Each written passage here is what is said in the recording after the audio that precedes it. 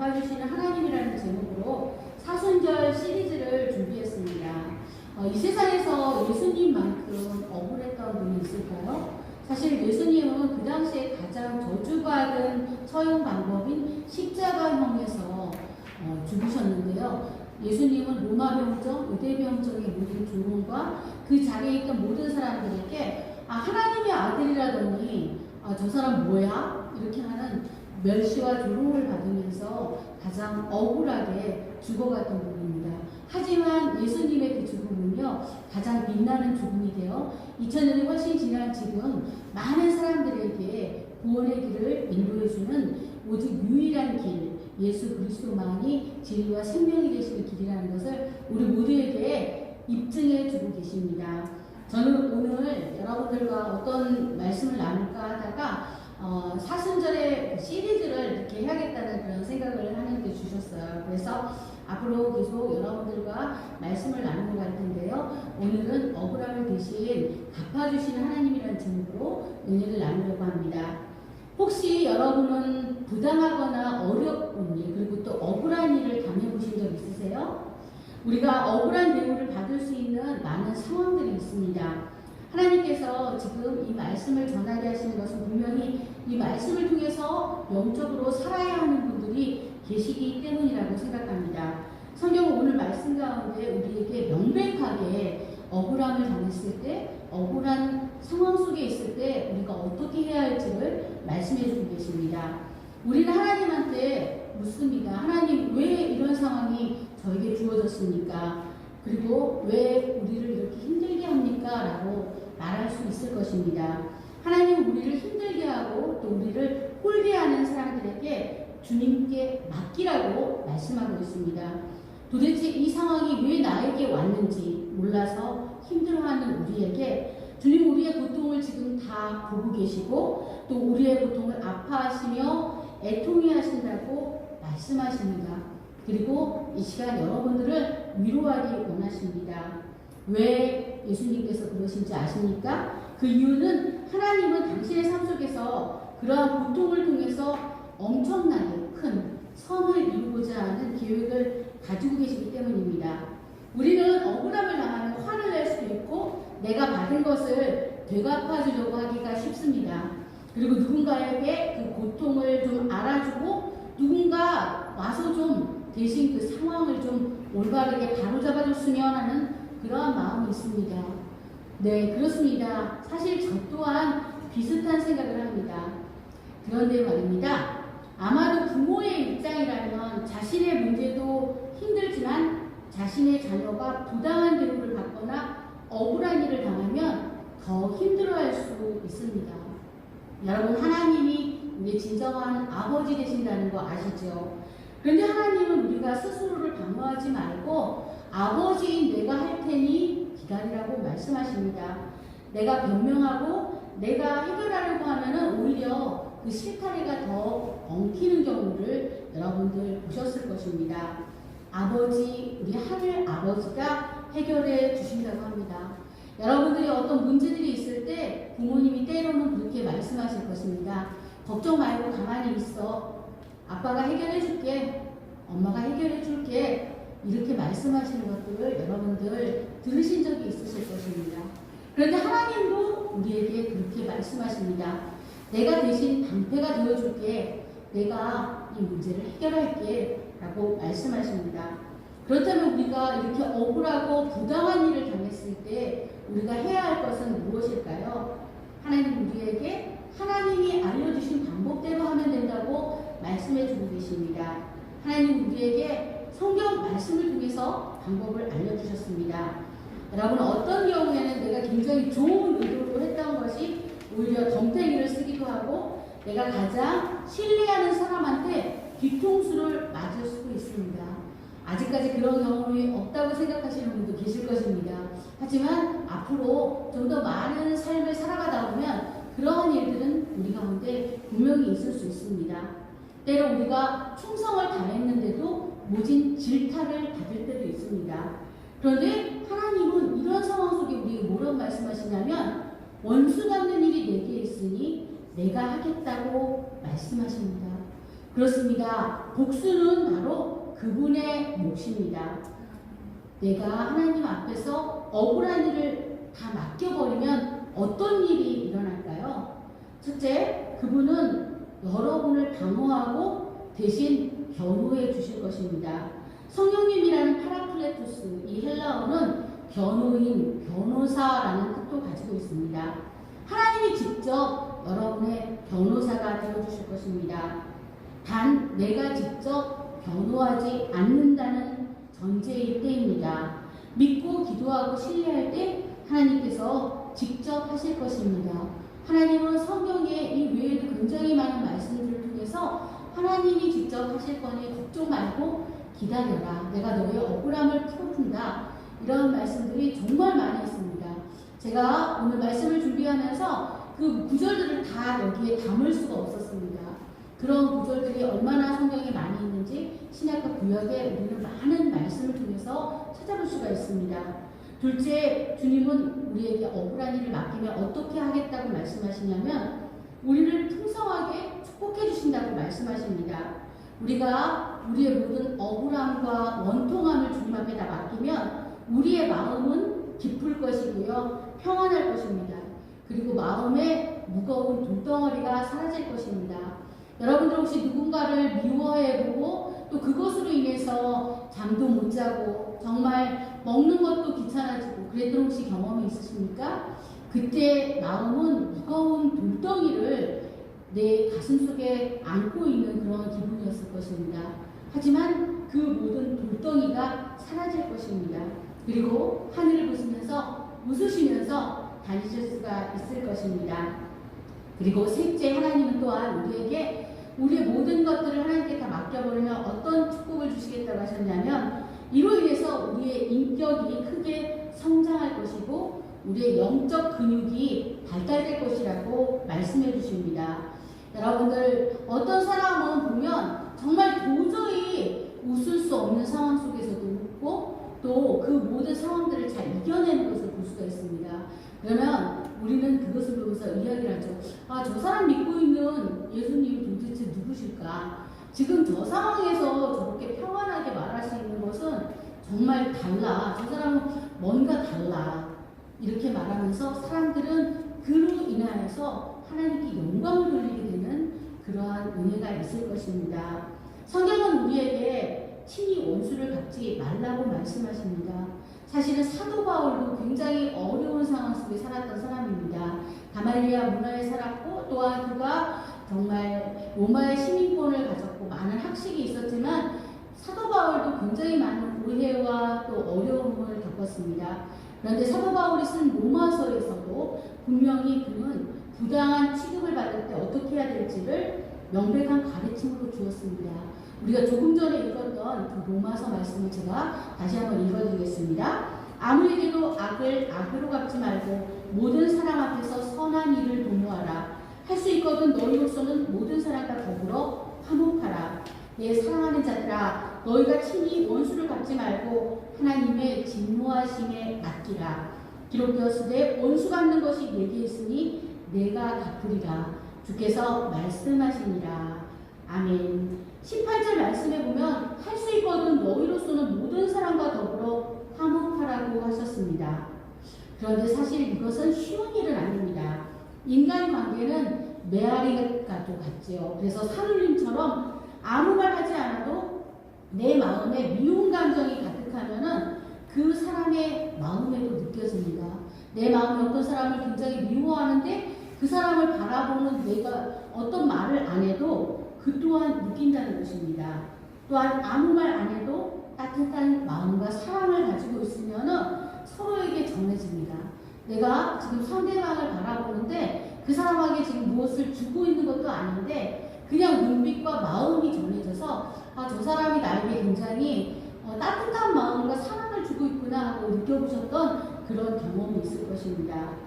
여러분, 그런데 지금 이 말씀 가운데 주님이 하신 것처럼 갈등이 있거나 우리가 지난날의 어떤 오해로 인해서 서로 마음이 멀어진 그런 경우가 있다면은 어떠한 경우에 다시 그것을 회복할 수 있을까요? 그것은 나에게 아픔을 주고 부당한 처우를 하고 나를 괴롭혔던 그 사람이 어려움이 처했을 때 그것이 바로 절호의 찬스입니다. 우리가 기쁜 일, 슬픈 일에는 사실은 같이 기뻐해주지 않을지라도 정말 그 공격에 처했을 때, 그리고 그 사람의 어려움이 처했을 때 관계를 회복할 수 있는 절호의 기회가 오는 것입니다. 그래서 누군가를 위로하는 일, 그리고 관계가 좋지 못한 사람에게 일부러 찾아가서 그 시간에 그 사람에게 따뜻한 말과 행동을 해주는 것입니다. 그런데 사실 그것은 쉽지는 않습니다. 그러려면 내 안에 많은 것을 내려놓아야 되고, 내 자신이 희생해야 되고, 또 내 자신의 자존심이 무너지는 듯한 그런 느낌도 분명히 받을 것입니다. 그런데 좀 어려워도 누군가 먼저 사랑을 흘려보내는 사람이 있어야만이 다시 관계가 회복됩니다. 끝까지 어떤 자존심이나 또 내 마음에 정말 이것은 하고 싶지 않아 라고 생각했을 때 그것을 순종하는 것은 사실 쉽지 않습니다. 그런데 여러분, 정말 어렵지만 이렇게 순종을 했을 때 어떤 일이 일어날까요? 그 사람은 사람들에게 이렇게 인정받을 것입니다. 그 사람은 정말 잠시라도 없으면 그 자리가 펑해. 그 사람이 꼭 있었으면 좋겠어. 그리고 그 사람은 정말 꼭 있어야 되는 그리운 사람이야. 보고 싶은 사람이야. 이렇게 많은 사람들에게 기억될 것입니다. 여러분의 존재 자체로 여러분들은 사람들에게 위로를 주는 그런 사람이 될 것입니다. 그저 옆에 있는 것 그 자체로만도 위로가 되어주시고 격려가 되어주시는 여러분 모두가 되시기를 주님의 이름으로 축복합니다. 여러분, 성경은 우리에게 말씀하고 있습니다. 여러분이 받고 싶은 대로 남에게 베풀라고 말씀하십니다. 그러므로 무엇이든지 남에게 대접을 받고자 하는 대로 너희도 남을 대접하라. 이것이 율법이요 선지자니라. 마태복음 7장 12절의 이 말씀을 성경에서는 황금률이라고 말씀합니다. 정말 여러분들이 슬프고 외롭고 정말 괴로울 때 여러분 그때 정말 아무도 없어서 내가 혼자 정말 그 슬픔을 감당하기를 원하시나요? 아마 그렇지 않을 것입니다. 여러분들도 분명히 누군가 진심 어린 위로에 기대고 싶을 거고 여러분들의 친구들과 지인들 역시 여러분의 품에 기대고 싶을 것입니다. 하나님은 단지 우리를 위로하시기 위해서 그냥 위로하시는 하나님이 아니라 우리로 하여금 다시 누군가의 위로자가 되기 하기 위해서 우리를 위로해 주신다고 말씀하십니다. 여러분들이 어떤 사람에게 위로를 받아본 적이 있다면, 그리고 또한 사람이 아닌 주님의 따뜻한 위로를 어느 날 받아본 적이 있다면 그것은 분명히 하나님이 여러분을 통해서 하고자 하는 일들을 이루기 위해서 하시는 일입니다. 고린도후서 1장 말씀입니다. 찬송하리로다. 그는 우리 주 예수 그리스도의 하나님이시요 자비의 아버지시요 모든 위로의 하나님이시며 우리의 모든 환난 중에서 우리를 위로하사 우리로 하여금 하나님께 받는 위로로서 모든 환난 중에 있는 자들을 능히 위로하게 하시는 이시로다. 그리스도의 고난이 우리에게 넘친 것 같이 우리가 받는 위로도 그리스도로 말미암아 넘치는도다. 아멘이시죠? 네, 감사합니다. 결론적인 말씀입니다. 성경 시편 37편은 우리에게 분명히 말합니다. 악을 행하는 자들 때문에 불평하지 말며 불의를 행하는 자들을 시기하지 말지어다. 그들은 풀과 같이 속히 배임을 당할 것이며 푸른 채소같이 쇠잔할 것이니로다 라고 말씀하셨습니다. 여러분들, 때로는 악한 사람이 굉장히 잘 되는 걸 보기도 해요. 그래서 굉장히 많은 사람들이 그런 말을 한대요. 저 사람은 굉장히 악하고 저 사람은 나쁜 짓도 많이 하고 그랬는데 저 사람은 이렇게 승승장구하고 또 저 자녀들도 잘 되고 또 돈도 잘 벌고 저럴까? 이렇게 말하는 사람들이 있습니다. 그런데 그것을 지금 보여지는 결과로는 알 수 없다는 거예요. 지금 이 땅에서 모든 것이 잘 되는 것 같다가 종국에 지옥에 간다면 그것은 아무 소용이 없습니다.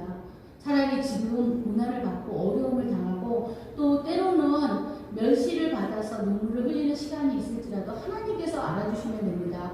이러한 사람은 풀과 같이 쇠잔한데요. 여러분들 이렇게 어떤 풀이나 또 여러분들 어떤 나물 종류도 보실 때 보면은 어느 날 그것이 이렇게 시들어버리는 것을 한순간에 볼 수가 있잖아요. 그런 것처럼 그 사람들은 쉽게 쇠잔해질 것입니다. 것이고 앞으로 너희가 찾아도 만날 수 없을 것이다 라고 말씀하십니다.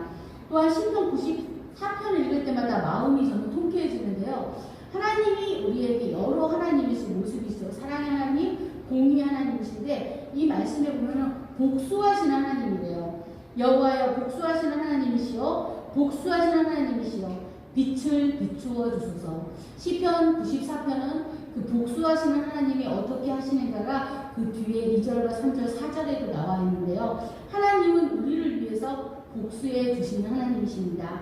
우리가 해야 할 일은 그렇기 때문에 내가 스스로 원수를 갚고 복수를 하는 것이 아니라 하나님께 나를 억울하게 하고 힘들게 하는 사람을 올려드리는 것입니다. 하나님, 제가 지금 이걸로 인해서 굉장히 힘들어요. 그 사람을 주님 손에 올려드립니다. 주님께서 알아서 해주십시오. 이렇게 하나님께 기도하는 것입니다. 그리고 하나님께 그 상황을 보시라고 하시면서 다 올려드리는 것입니다. 제가 지난 시간에도 얘기했던 히스기야 같은 경우는 히스기야 왕은 하나님 앞에 편지를 가지고 갔어요. 하나님 이것 좀 보세요. 그러면서 성전으로 가지고 올라갔습니다.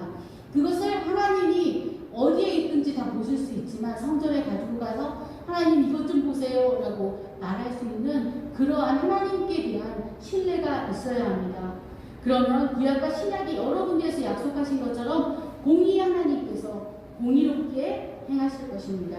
지금은 때로 여러분들이 마음이 너무 힘들고 또 그 상황 때문에 너무나 힘들어서 나를 어렵게 하고 나를 괴롭히는 많은 상황들 또 그 사람들 이런 것을 위해서 기도하는 것은 쉽지 않을 수 있습니다.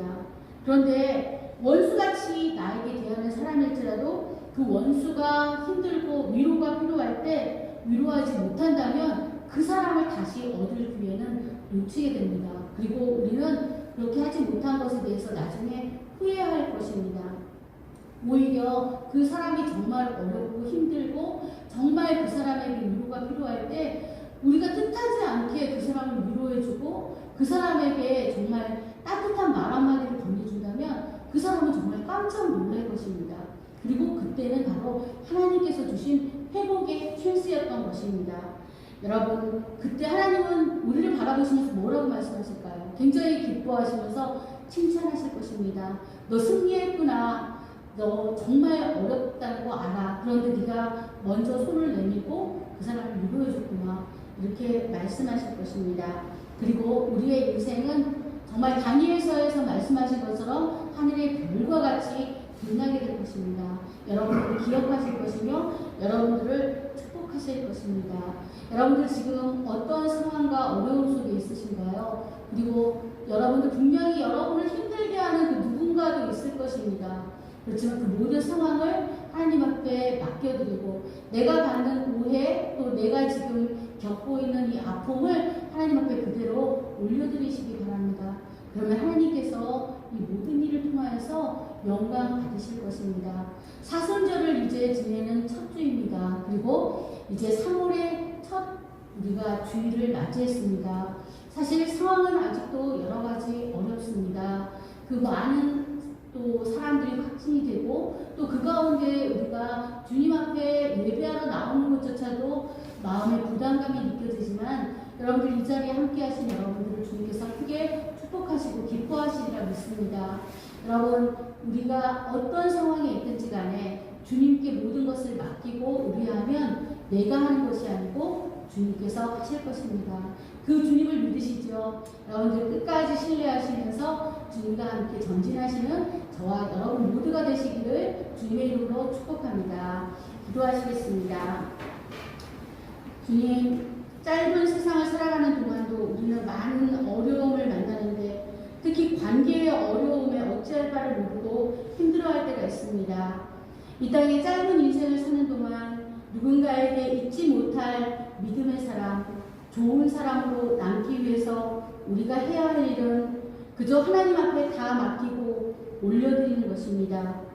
원수같이 나에게 대하는 사람일지라도 그 원수가 힘들 때 위로를 해야 할 때 위로하지 못하면 사람을 얻을 기회를 놓칠 뿐만 아니라 서운함이 남게 될 것입니다. 위로받기 원하는데 위로받지 못할 때 우리도 그런 경험으로 힘들었었습니다. 주님, 때로는 억울하고 부당한 일을 당해도 하나님께만 맡기고 우리가 가슴앓이 하거나 쓴뿌리를 키워 마귀에게 통로를 열어주지 않게 하여 주시옵소서. 원수 갚는 일이 내게 있으니 내가 갚으리라 하신 주님만 믿고 기도하며 오히려 축복하며 용서하게 하여 주시옵소서. 주님께서 우리를 대신해서 잘 해주실 줄 믿고 우리 주 예수님의 이름으로 기도했습니다. 아멘. 사랑의 하나님, 감사합니다. 짧은 세상을 살아가는 동안도 우리는 많은 어려움을 만나는데 특히 관계의 어려움에 어찌할 바를 모르고 힘들어할 때가 있습니다. 이 땅의 짧은 인생을 사는 동안 누군가에게 잊지 못할 믿음의 사람, 좋은 사람으로 남기 위해서 우리가 해야 할 일은 그저 하나님 앞에 다 맡기고 올려드리는 것입니다.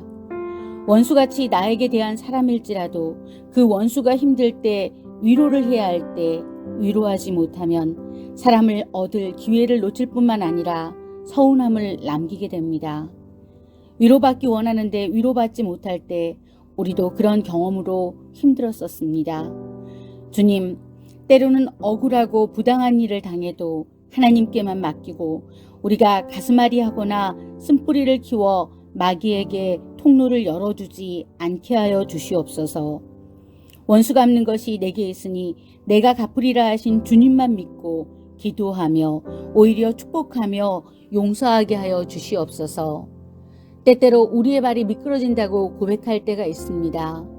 여호와여, 나의 발이 미끄러진다고 말할 때에 주의 인자하심이 나를 붙드셨사오며 내 속에 근심이 많을 때에 주의 위안이 내 영혼을 즐겁게 하시나이다.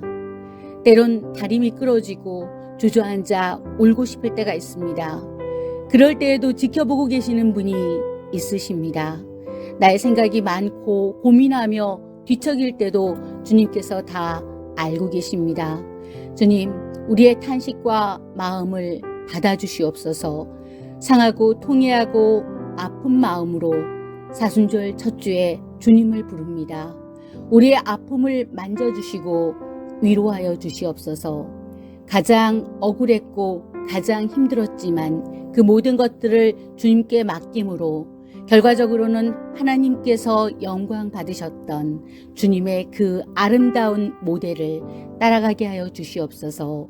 주님께서 우리에게 결단하게 하시고 새롭게 하심을 감사드리며 우리에게 큰 승리를 주실 우리 주 예수님의 이름으로 감사하며 기도드렸습니다. 아멘.